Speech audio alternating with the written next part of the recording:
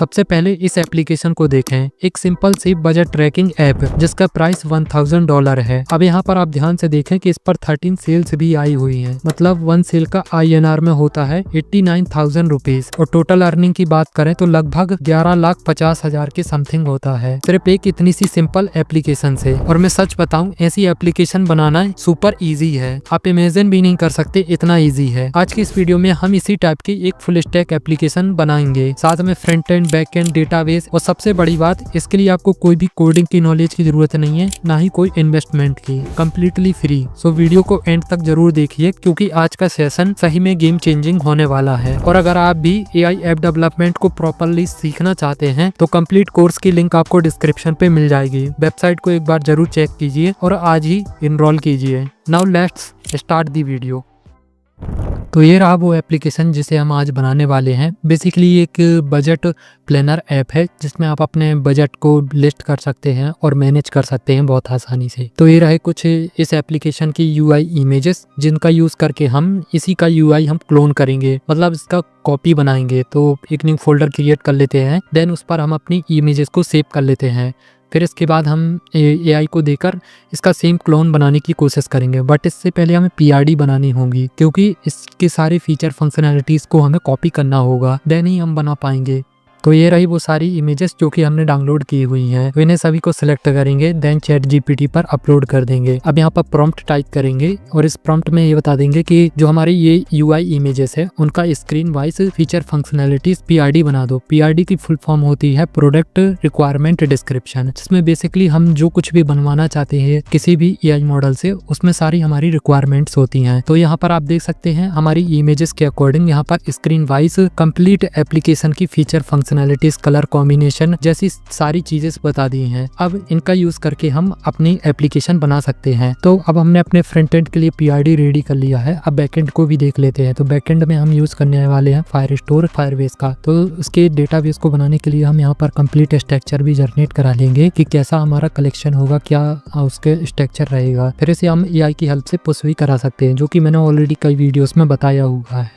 तो अब हमने अपने एप्लीकेशन के लिए front end and back and का PRD रेडी करा लिया है। अब इसके बाद आपको कोई भी अपना AI कोड एडिटर ओपन कर लेना है, जो भी आप यूज करते हैं, लाइक कर्सर, विंडसर्फ या ट्रे, जो भी आप यूज करते हैं। वैसे आप तो VS कोड पर भी आपको AI एजेंट मोड देखने के लिए मिल जाता है, तो आप उसे भी यूज कर सकते हैं, बट मैं सजेस्ट करूंगा कि आप विंडसर्फ को यूज करें क्योंकि इस पर आपको कुछ ऐसे मॉडल्स फ्री ऑफ कॉस्ट देखने के लिए मिल जाते हैं। अब चलिए अब एक फ्लटर न्यू प्रोजेक्ट क्रिएट करते हैं। तो हमने फोल्डर को सिलेक्ट कर लिया एंड देन प्रोजेक्ट क्रिएट कर लिया। अब यहाँ पर नेम आप कुछ भी रख सकते हैं। वैसे इस एप्लीकेशन का नाम QMax है। हम यहाँ पर अपना कस्टम नाम रखेंगे बजट ट्रैकर। मैंने इसे सिंपल नाम दे दिया है। हमारा फ्लटर प्रोजेक्ट सक्सेसफुली यहाँ पर रेडी हो चुका है। आइए अब main.dart को रन करके आउटपुट भी देख लेते हैं। देन इसके बाद हम अपना फ्रंट एंड बैक एंड बनाएंगे। तो यहाँ पर हम थोड़ा वेट कर लेते हैं, प्रोजेक्ट रन हो रहा है।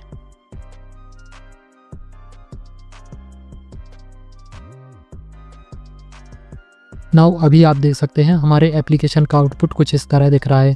तो अब वापस से आ जाएंगे हम यहाँ पर अपनी प्रोजेक्ट फाइल पर और यहाँ पर हम अननेसेसरी फोल्डर को सिलेक्ट करके डिलीट कर देंगे, जिनके लिए हम एप्लीकेशन नहीं बनाना चाहते, ताकि इसका AI एजेंट कंफ्यूज ना हो और किसी हमारे सिलेक्टेड ऑपरेटिंग सिस्टम के लिए ही एप्लीकेशन बनाए, जैसे कि हम एंड्रॉयड के लिए बनाना चाहते हैं। इसके बाद हम आ जाएंगे फायरबेस पर, एक न्यू प्रोजेक्ट क्रिएट करेंगे। मैंने यहाँ पर प्रोजेक्ट का नाम सिंपल ही रखा है, जो पहले रखा था फ्लटर पर। तो हमारा प्रोजेक्ट क्रिएट हो रहा है, इसमें थोड़ा टाइम लग सकता है। नाउ प्रोजेक्ट क्रिएट हो जाने के बाद हम यहाँ ऑथेंटिकेशन को सिलेक्ट कर लेंगे, क्योंकि सबसे पहले हमें ऑथेंटिकेशन सिस्टम अप्लाई करना है। अब यहाँ इमेज पर देखें तो हमें यहाँ पर ईमेल ऑथेंटिकेशन सिस्टम देखने के लिए मिल जाता है। तो हम भी यहाँ पर ईमेल ऑथेंटिकेशन प्रोवाइडर को सिलेक्ट कर लेंगे, ना कि गूगल वगैरह को। हम सिर्फ यहाँ पर ईमेल को सिलेक्ट करेंगे। इसके बाद हम डेटाबेस क्रिएट करेंगे, नेक्स्ट करेंगे। यहाँ पर हमें लोकेशन मेक श्योर आपको अपनी नियर बाई लोकेशन को सिलेक्ट करना है।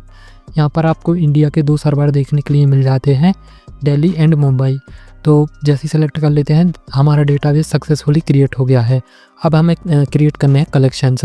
तो मैं इस पर ऑलरेडी कई वीडियोस में बता चुका हूँ कि कैसे आप मैनुअल तरीके से क्रिएट कर सकते हैं और कैसे आप AI की हेल्प से डाटाबेस पुश करा सकते हैं। जो हमारा स्ट्रक्चर है इसे आप यहाँ पर ऑटोमेटिकली भी क्रिएट करा सकते हैं, बट उससे पहले अभी हमें अपनी एप्लीकेशन को रजिस्टर करना होगा, देन हम डेटाबेस क्रिएट करेंगे। तो यहाँ रजिस्टर करने के लिए सबसे पहले तो हमें पैकेज नेम इंटर करना होगा। तो इसके लिए हम प्रोजेक्ट फाइल पर हमें ऐप के फोल्डर में, सोर्स के फोल्डर के अंदर हमारा पैकेज नेम होता है ग्रेडल फाइल के अंदर, तो यहाँ से उसको कॉपी करके पेस्ट कर देंगे। इसे आप चाहे तो चेंज भी कर सकते हैं, ज़रूरी नहीं कि आप डिफ़ॉल्ट ही रखें, बट टाइम सेव करने के लिए मैं डिफ़ॉल्ट का यूज़ कर ले रहा हूँ। इसके बाद आपको ये जेसन फाइल भी डाउनलोड कर लेनी है। इन डाउनलोड की हुई जेसन फाइल को आपको एंड्रॉयड के ऐप फोल्डर में इंपोर्ट कर लेना है। मेक श्योर इसका कुछ और नाम नहीं होना चाहिए, service Google service dot JSON ही होना चाहिए, नहीं तो ये काम नहीं करेगा और आपका फ्रंट एंड बैक एंड के साथ सही से कनेक्ट नहीं होगा, तो ये मेक श्योर कर लेना है। अब इसके बाद हम यहाँ पर डेटाबेस को पुश करा लेते हैं, तो मैं जल्दी से पुश करा लेता हूँ।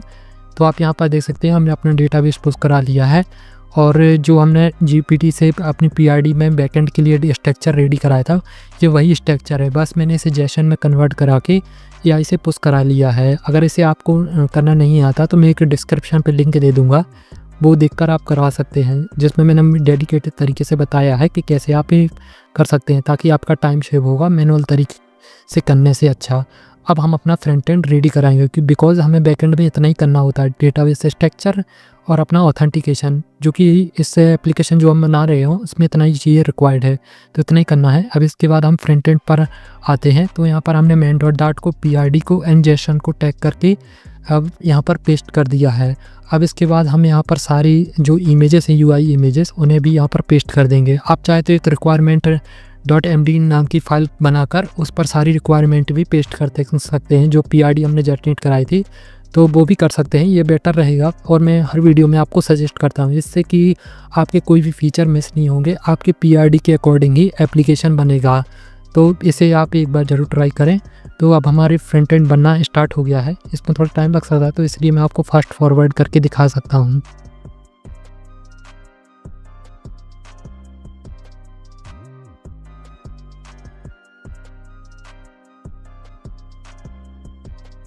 तो ऑलमोस्ट 15 मिनट में हमारी कंप्लीट एप्लीकेशन का फ्रंट एंड रेडी कर दिया है। यहाँ पर आप देख सकते हैं कंप्लीट मॉडल्स, स्क्रीन से, प्रोवाइडर, सर्विस, सब कुछ रेडी कर दिया है। आइए अब इसे हम वेब पर रन करके देखते हैं, फिर इसके बाद हम इसे एक रियल एंड्रॉयड डिवाइस पर भी रन करके देखेंगे। तो यहाँ पर हमने वेब पर रन किया, तो हमारी एप्लीकेशन कुछ इस तरह देखने के लिए मिल रही है। अभी हमें यहाँ पर काफ़ी सारी प्रॉब्लम फेस करनी पड़ सकती हैं, जिन्हें हमें फिक्स करना होगा। तो यहाँ पर अभी तो आपने साइन इन स्क्रीन पर देखा कि फुल स्क्रीन में काम नहीं कर रहा है। अब आइए हम एक रियल एंड्रॉयड डिवाइस पर भी रन करके देख लेते हैं। तो सबसे पहले में हम अपने डिवाइस को मिरर करके देख लेते हैं, फिर इसके बाद आपको आउटपुट देखने में आसानी होगी। तो मैंने यहाँ पर अपने डिवाइस को कनेक्ट कर लिया है, देन सेलेक्ट करके अब हम अपने प्रोजेक्ट को रन करेंगे और एपीके फिर फाइल बिल्ड होने तक का वेट करेंगे। इसमें थोड़ा टाइम लग सकता है, डिपेंड करता है आपकी सिस्टम स्पीड पर, तो हम यहाँ पर थोड़ा वेट करते हैं। सो आप यहाँ पर देख सकते हैं हमारी एपीके फाइल सक्सेसफुली बिल्ड हो गई है और हमारे अब डिवाइस पर रन भी हो गई है।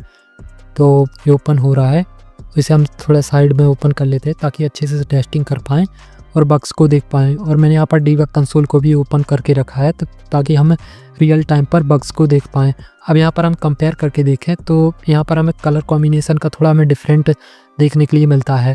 यहाँ पर थोड़ा लाइट है, बट यहाँ पर हमें थोड़ा कॉन्ट्रास्ट कलर्स देखने के लिए मिलते हैं। बट कलर कॉम्बिनेशन में जो हमने बनाया एप्लीकेशन, वो थोड़ा मुझे बेटर लग रहा है। बाकी आप कमेंट करके बताना कि कौन सा सही लग रहा है।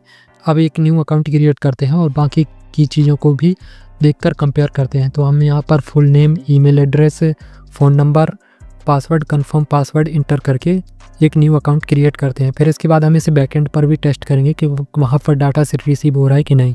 तो जैसे ही हमने अकाउंट क्रिएट किया तो हमें यहाँ पर एक एरर देखने के लिए मिल रहा है, जो कि यह रिस्पॉन्सिव साइज इशू प्रॉब्लम है, या सही से एलिमेंट की साइज़ को अलाइन नहीं किया गया, तो यहाँ पर देखने के लिए मिल रही है।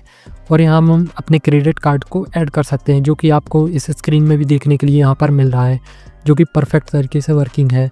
जो कि हमारा फर्स्ट स्क्रीन है वो यही है, तो ये तो सही है। और यहाँ पर हम देखें तो यहाँ पर हम और यहाँ से हम अपने ऐप पर ट्रांजैक्शन को ऐड कर सकते हैं, उसका title, amount and category select करके।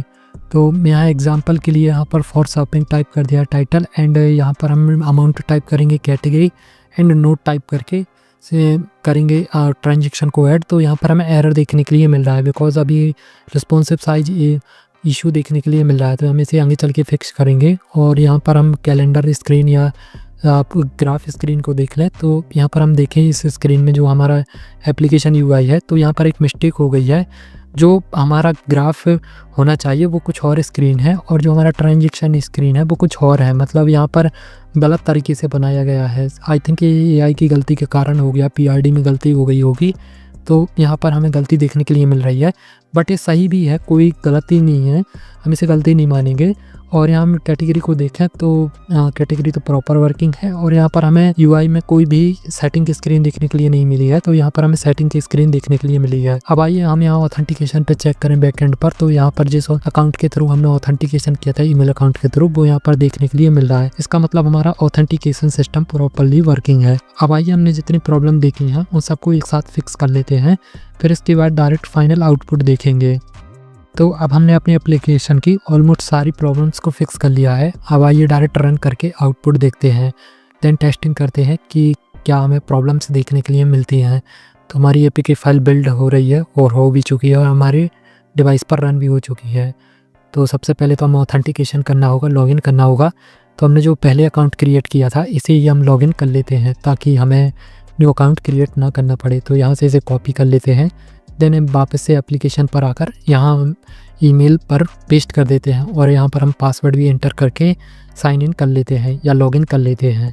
तो जैसे ही हम साइन इन या लॉगिन करते हैं तो हमें जैसा हमारा वो एप्लीकेशन था जिसका हम क्लोन बना रहे थे, सेम उसी की तरह हमें इंटरफेस देखने के लिए मिलता है। 100% तो नहीं, बट हमें 50% उसी का कॉपी देखने के लिए मिलता है।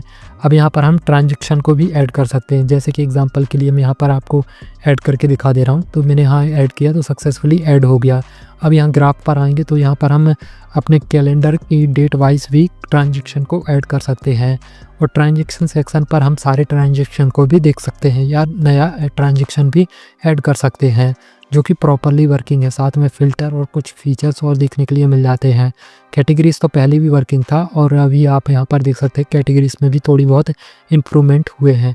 अब यहाँ सेटिंग्स पर आए तो सेटिंग्स पर भी मैंने काफ़ी इम्प्रूवमेंट किए हैं और काफ़ी फीचर्स को वर्किंग बनाने की कोशिश की है विथ बैकएंड के साथ। अब यहाँ पर हम अपने इस एप्लीकेशन को इस पेड एप्लीकेशन के साथ कंपेयर करें तो हमने 100% तो नहीं, बट बहुत ही कम टाइम में हमने 60% ऑलमोस्ट इसका क्लोन रेडी कर लिया है। अगर हम इस पर और टाइम देते तो और भी अच्छा एप्लीकेशन बना सकते थे और ऐसे ही क्लोन बना सकते थे, लेकिन इसके लिए हमें थोड़ा और टाइम देना होता। लाइक इसके लिए हमें और मटेरियल रिसर्च करनी होती, तो मैं इसे कॉम्प्लेक्स नहीं बनाना चाहता था। इजीली आप किसी भी एप्लीकेशन का क्लोन बना सकें, तो आप एक बार डेफिनेटली ट्राई करना, इससे आपकी नॉलेज भी इम्प्रूव होगी और साथ में आप डेवलपमेंट को बहुत ही अच्छे तरीके से समझ पाएंगे। सो आई होप आपको ये वीडियो इन्फॉर्मेटिव लगी हो। इन्फॉर्मेटिव लगी तो प्लीज़ लाइक के बटन को दबाना ना भूलें और ऐसी और वीडियोज़ के लिए इस चैनल को सब्सक्राइब करना ना भूलें। मिलते हैं नेक्स्ट वीडियो में। Thanks for watching.